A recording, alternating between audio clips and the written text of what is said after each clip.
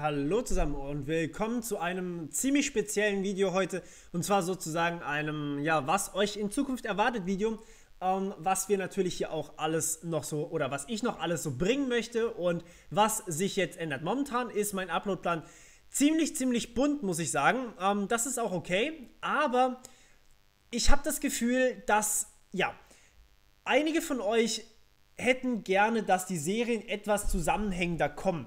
Das bedeutet, ich mache zum Beispiel eine Serie fertig und fange dann mit der nächsten Serie an. Warum denke ich, dass das sinnvoller wäre? Ganz einfach, weil man sonst einfach aus dem Projekt wieder ein bisschen raus ist, weil man einfach dann, keine Ahnung, nicht mehr so richtig drin ist, wieder sich neu reindenken muss und so weiter und so fort. Ich denke, ein Tag ist da kein Problem. So lange kann man sich durchaus noch was merken. Aber wenn es dann so irgendwie 2, 3, 4, vielleicht sogar 5 Tage oder gar eine Woche sind, bis wieder was rauskommt, dann ist es immer so ein bisschen schwer. Vor allem bei PyTorch ist mir das aufgefallen, weil da sind die Dinger halt relativ zusammenhängend. Jetzt aktuell sind wir quasi noch bei den Einleitungsvideos, aber das ist natürlich auch nicht immer so, sondern ja, wir wollen natürlich hier jetzt dann auch mit Projekten anfangen. Das heißt, zunächst einmal, was erwartet euch jetzt dann in der nächsten Zeit noch? Also, was ich machen möchte, ist folgendes. Wir haben jetzt aktuell 4 Serien: PyTorch, Bitcoin, Programmieren lernen und Software Engineering. Und ja, PyTorch und Bitcoin sind sozusagen am meisten vertreten, Software Engineering und Software Engineering und Programmieren lernen eher weniger. Und JavaScript haben wir hier gemacht, weil ich da einfach was zur Serie ergänzen wollte. Das ist auch okay, das habe ich auch weiterhin vor. Ich will generell meine Serien immer mal wieder ein bisschen ergänzen, weil ich euch einfach noch nicht alles vorgestellt habe und vielleicht auch noch einzelne Parts fehlen, an die ich vielleicht selber nicht gedacht habe oder die ich vielleicht teilweise sogar selber nicht kannte. Das gibt es durchaus mal. Aber das sind natürlich normalerweise nicht ganz so viele Videos, die häufen sich nur an, weil ich dann eher irgendwie die anderen Serien, die jetzt halt gerade laufen, sowas wie PyTorch oder sowas, will ich halt dann doch durchkriegen, damit man eben da nicht wieder so rauskommt und sowas. Und dann gibt es halt so Spezialvideos wie die Hacking Challenge und so weiter und so fort. Deswegen werde ich jetzt Folgendes machen. Wir werden als allererstes mal die PyTorch-Serie, die Grundlagen und das erste Projekt werden wir laufen lassen. Das heißt quasi ohne Unterbrechung jeden Tag eins, außer halt solche Spezialvideos wie jetzt eben die Hacking Challenge oder JavaScript. Das sind nicht viele Videos, das heißt, die anderen Serien liegen so lange brach. Das sind tatsächlich nicht so viele Videos. Dann werden wir dasselbe mit Bitcoin machen. Das heißt, wir werden tatsächlich Bitcoin einfach bis zum nächsten Kapitelende sozusagen durchlaufen lassen. Dann werde ich wieder ein Kapitel PyTorch machen, dann werde ich ein Kapitel Programmieren lernen machen oder Software Engineering, muss ich mal noch gucken, und so weiter und so fort. Das heißt immer so kapitelweise. Und dann, ja, weil ich jetzt irgendwie diese aktuellen Serien halt doch irgendwie durchkriegen möchte, aber ich werde jetzt keine neue Serie mehr direkt anfangen, sondern ich werde jetzt erstmal meine Serien fertig laufen lassen, damit die eben auch zusammenhängend weiterhin kommen können. Weil es irgendwie, ich habe das Gefühl, dass es halt einfach, ja, nicht ganz so das ist, was wirklich das Optimum für euch ist, wie ihr euch auch am besten auf die Videos konzentrieren könnt. Aber das heißt nicht, dass die anderen Serien irgendwie alle permanent schlafen oder sowas. Das heißt, ich nehme jetzt auch gerade schon wieder, heute habe ich ein Python-Video aufgenommen, das einfach die Python-Playlist nochmal ein bisschen ergänzen soll. Das heißt, das kommt dann auch einfach immer mal wieder. Ich weiß noch nicht, ob ich das dann zum Beispiel immer samstags oder sonntags mache oder sowas. Das muss ich mir noch überlegen. Ich hoffe, euch gefällt soweit der Upload-Plan. Ich möchte allerdings noch ein bisschen mehr dazu jetzt sagen. Also der neue Uploadplan gefällt euch hoffentlich.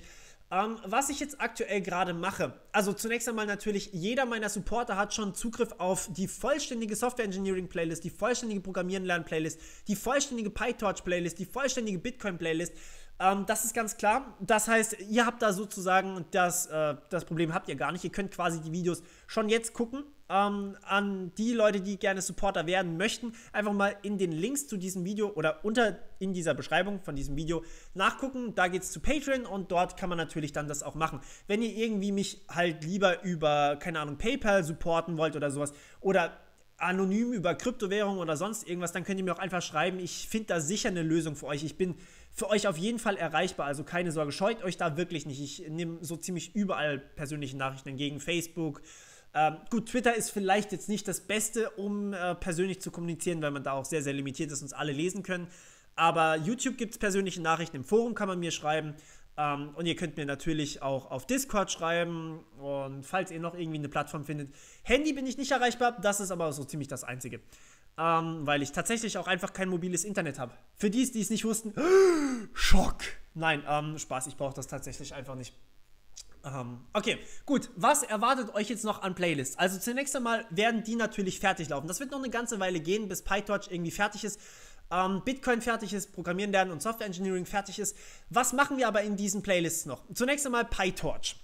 Dazu habe ich Folgendes mal für euch, damit ihr so ein bisschen zumindest einen Plan habt. Also ich habe tatsächlich schon sehr, sehr viele Videos aufgenommen. Dazu komme ich auch gleich noch. Vielleicht interessiert euch das auch, warum ich das eigentlich mache. Und die sind tatsächlich natürlich logischerweise alle bei mir. Wir haben jetzt bis Video 8 einschließlich machen wir sozusagen Grundlagen und dann kommt das erste Projekt. Das erste Projekt besteht aus gerade mal 4 Videos, aber die sind relativ lang zeitlich gesehen jetzt. Das ist Handschrifterkennung mit dem MNIST-Datensatz. Dann machen wir Pause und schwenken sozusagen über zu Bitcoin, aber das wisst ihr jetzt alles. Nächstes Projekt ist eine Bilderkennungssoftware, die entscheiden soll, ob in einem Bild eine Katze oder ein Hund drin ist, wo wir dann auch wirklich die Daten selber einlesen müssen. Das ist bei dem MNIST-Datensatz nicht ganz so. Das heißt, das ist ein relativ sehr, sehr einfaches Projekt. Das hier ist ein bisschen schwereres Projekt, aber trotzdem ganz okay. Dann wollen wir herausfinden, wenn wir zum Beispiel jetzt Dimitri hören, dann soll der Name aus Russland kommen. Wenn wir zum Beispiel Franz hören, dann ist der Name aus Deutschland. Und wenn wir Dwayne hören, dann ist der Name halt aus Amerika oder sowas. Das ist das Projekt hier. Das funktioniert komplett anders. Das heißt, wir machen hier was mit RNNs und bei dem Katze- oder Hund-Projekt ist natürlich Bilderkennung, also CNNs. Und dann schreiben wir ein weiteres Projekt ist, menschliche Passwörter zu generieren. Ihr wisst, ich habe so einen kleinen Fokus auf IT-Sicherheit. Das bedeutet, wir wollen natürlich hier auch ein bisschen was in dem Bereich machen und wollen sozusagen Passwörter generieren aus einer Passwortliste, aber neue Passwörter, die nicht in dieser Liste drin stehen, die dann möglichst menschlich aussehen. Und zu guter Letzt, halt, da unten geht es noch weiter. Hier habe ich mit meiner Nummerierung, komme ich immer mal wieder durcheinander. Das seht ihr hier. Also menschliche Passwörter generieren geht bis hier unten. Das ist ein Video mehr, das sind hier tatsächlich 5 Videos. Dann geht es hier um Balance halten und das ist ein recht großes Projekt, das ist auch unser Abschlussprojekt, zumindest momentan. Ich habe noch weitere Projektideen für PyTorch, das heißt, die Serie ist danach auf jeden Fall nicht abgeschlossen. Ich habe so viele Ideen für neuronale Netze, aber die habe ich jetzt halt schon aufgenommen. Es werden aber auf jeden Fall noch weitere kommen, das verspreche ich euch. Ich kann euch nur nicht versprechen, wann genau. Das letzte Projekt hier ist ein Reinforcement Learning Projekt.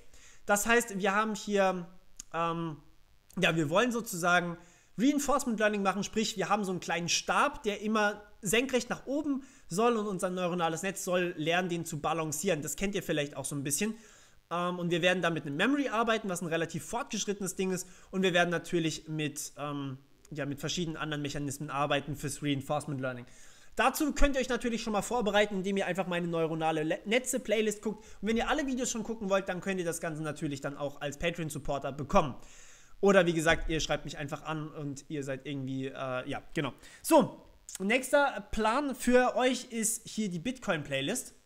Hier habe ich das hier für euch. Wir sind schon relativ weit. Wir sind jetzt bei Video 21, oder? Nein, 22 haben wir schon gehabt. Das Kapitel geht bis Jaxx Multiplattform Software Wallet. Das Video werde ich euch tatsächlich jetzt noch morgen präsentieren und ab dann werden wir sozusagen mit PyTorch starten. Oder ich habe es euch gestern präsentiert, das weiß man nicht so genau. Ich weiß nie, wann ich meine Videos so wirklich genau rausbringe. Und dann gibt es ein neues Großkapitel sozusagen, und zwar Skript. Bitcoin hat eine eigene Programmiersprache, die ich euch natürlich auch vorstellen möchte. Das ist Skript. Und Skript geht bis hier, das heißt, wir haben hier ein Kapitel zu Bitcoin. Dann geht es hier ums P2P-Netzwerk. Das heißt, wir haben hier erstmal Bootstrapping, wie werden Blöcke ausgetauscht und so weiter und so fort. Wie funktioniert Simplified Payment Verification? Und bis hin zu Merkle Trees. Das ist auch wieder ein Kapitel, das heißt das P2P-Netz sozusagen, was da so alles passiert. Dann über Mining nochmal so ein paar Dinge und das ist auch nochmal ein Kapitel, da erkläre ich dann sozusagen, was Softforks sind und so weiter und so fort. Und dann hier so ein paar besondere Videos sozusagen. Bitcoin kaufen ist sowieso so ein extra Dingens. Und Payment Channels sind ein unglaublich interessantes Ding, aber wir sind natürlich hier auch noch nicht fertig. Weiter habe ich hier jetzt, wie ihr sehen könnt, noch nicht aufgenommen. Das heißt, das ist jetzt wirklich alles aktuell zu Bitcoin. Da geht es noch zu Ethereum weiter, zu IOTA weiter, zu den ganzen anderen Kryptowährungen, die ich noch nicht genau weiß, wann ich euch die genau vorstellen möchte. Gut, kommen wir zum Programmieren lernen. Programmieren lernen ist, das geht nur bis hier. Das hier sind die ersten paar Videos, die hatten noch eine andere Überschrift. Wir sind aktuell bei Video Nummer 73, was hier Logging ist. Ist es Logging? Nein, es ist Zufall, weil ich mich natürlich auch zwischenzeitlich mal vertan habe. Hier, wir sind erst bei Video 64 bei meiner Notation. Ihr seht, was hier noch alles kommt. Pausiert einfach kurz das Video. Das Kapitel ist ein relativ langes Kapitel. Das sind einfach so ein paar nützliche Dinge. Das geht bis hier. Und dann haben wir hier funktionale, also fortgeschrittene funktionale Programmierung, deswegen FFP. Das geht bis hier, also bis zum Ende. Es sind im Endeffekt nur noch 2 Kapitel. In Programmieren lernen, dafür sind die etwas länger. Und die werde ich dann quasi direkt raushauen. So, ihr seht auch, wann ich übrigens diese ganzen Videos aufgenommen habe. Ist vielleicht ziemlich interessant, beziehungsweise vor allem, wann ich sie geschnitten habe. Aufnehmen ist nochmal ein bisschen was anderes. Aber ja, wir sehen hier relativ schnell geschnitten hintereinander, beziehungsweise der Export war relativ schnell gleichzeitig fertig. Aber gut. So, das ist übrigens mein Ordner mit den ganzen hochgeladenen Videos, den ihr wahrscheinlich auch noch nie gesehen habt. Aber ja gut, das soll jetzt mal nicht mal das Thema sein hier. Zu Software Engineering. Software Engineering ist auch ein recht großes Ding. Wir sind allerdings erst bei Video 14, was die 4 Schichten... Hey, hier habe ich sogar mal richtig nummeriert. Also ihr seht, mit meiner Nummerierung ist nicht ganz so, nicht ganz so das Beste. Wir machen hier jetzt aktuell noch die Architekturen fertig. Das geht bis hier ungefähr. Beziehungsweise hier geht es dann so fließend über in Patterns. Und dann haben wir hier tatsächlich alles Patterns. Allerdings sind die ganzen, also ihr könnt gerne pausieren und euch einfach mal die Themen angucken, was da so noch auf euch zukommt. Die ganzen Patterns sind so ein bisschen, ja, man kann die auch unterteilen. Das heißt zum Beispiel, hier haben wir jetzt Model View Controller ist sozusagen sein eigenes Kapitel eigentlich, aber ich zähle es jetzt hier noch zu der Architektur dazu, weil ein Kapitel wäre das ein bisschen klein. Aber Entwurf und Muster, das sind sozusagen, man kann hier unterteilen in mehrere Kategorien von Patterns, die dann ja immer so 4, 5 Videos vielleicht sind. Also hier haben wir Fassade, ja, es sind immer so 4, 5 Videos. Ich denke, das ist ganz okay soweit. Also es sind wirklich ab hier eigentlich nur noch Pattern bis hin zu die Implementierungsphase, testen, eine kurze Einleitung. Also hier, natürlich gebe ich euch hier nicht die komplette Breitseite, wie man codet nochmal, sondern das könnt ihr dann in einer anderen Playlist angucken, aber hier zeige ich euch quasi, wie man UML in Code umwandelt, hier wie man testet und was Testabdeckungen sind, was Kontrollflusskarten sind und so weiter und so fort. So, das ist schon mal der Plan für die Software Engineering Playliste. Jetzt geht es aber noch ein bisschen weiter. Ich habe natürlich noch mehr aufgenommen für euch, beziehungsweise ich nehme gerade mehr für euch auf. Ich habe aufgenommen Angular. Angular ist auch eine Serie, ach so halt, die habe ich tatsächlich schon für euch fertig gemacht. Lasst mich da nochmal kurz gucken. Hier sind wir. Angular ist auch eine komplett fertige Serie schon. Das ist quasi einfach wirklich komplett zu Angular. 39 Videos, die habe ich noch nicht mal, also die habe ich hochgeladen. Meinen Supportern steht die Playlist schon zur Verfügung. Teilweise den Leuten im Community-Projekt auch schon. Aber so habe ich die natürlich noch nicht freigegeben. Dann, was habe ich noch gemacht? Ich arbeite gerade in diesem, was heißt in diesem Moment, aber ich habe heute Morgen gearbeitet an, wie gesagt, ein paar Python-Videos und an einer Flask-Playlist, das heißt auch nochmal ein bisschen Python. Flask ist eine Library für Python, die wir auch im Community-Projekt benutzen werden. Die ist sozusagen da, damit man so ein bisschen das Backend programmieren kann. Das heißt, wir werden das Backend im Community-Projekt nicht mit PHP programmieren, sondern in Flask, also in Python tatsächlich. Und das ist auch eine Playlist, da arbeite ich gerade dran. Die müsste eigentlich relativ bald fertig sein. Dann arbeite ich noch an einer Netzwerktechnik-Playlist. Das ist wieder eine Theorie-Praxis-Playlist. Erstmal Netzwerktechnik, dann Netzsicherheit und dann noch ein paar Application Layer Protocols. Also sowas wie HTTPS, Kerberos, also nur ein paar Beispiele zu nennen. TCP, IP natürlich, solche Sachen wollen wir da wirklich im Detail uns angucken. Das sind auch schon über 100 Videos, die ich da für euch aufgenommen habe. Ja, und dann arbeite ich tatsächlich aktuell am Battle of AI. Das heißt aber ein bisschen anders, als ihr das jetzt vielleicht erwartet. Wir werden kein neuronales Netz schreiben, das jetzt irgendwie das Battle of AI löst oder sowas. Nein, ich will für euch das Battle of AI auf einem Server zur Verfügung stellen und ich mache das Ganze als Let's Code. Das bedeutet, ich nehme quasi auf, wie ich an diesem Projekt arbeite, weil einfach schon von vielen, vielen Seiten gekommen ist, dass ich euch vielleicht ein richtiges Projekt zur Hand stellen soll und euch einfach mal zeigen soll, wie ich an sowas rangehe. Das heißt, ich habe hier wirklich quasi nur ein bisschen was auf dem Papier gekritzelt, was ich machen möchte. Mehr habe ich dafür noch nicht gemacht. Also ich habe hier tatsächlich die beiden Blätter, 4 Blätter vor mir liegen, damit ich immer mal wieder drauf spicken kann.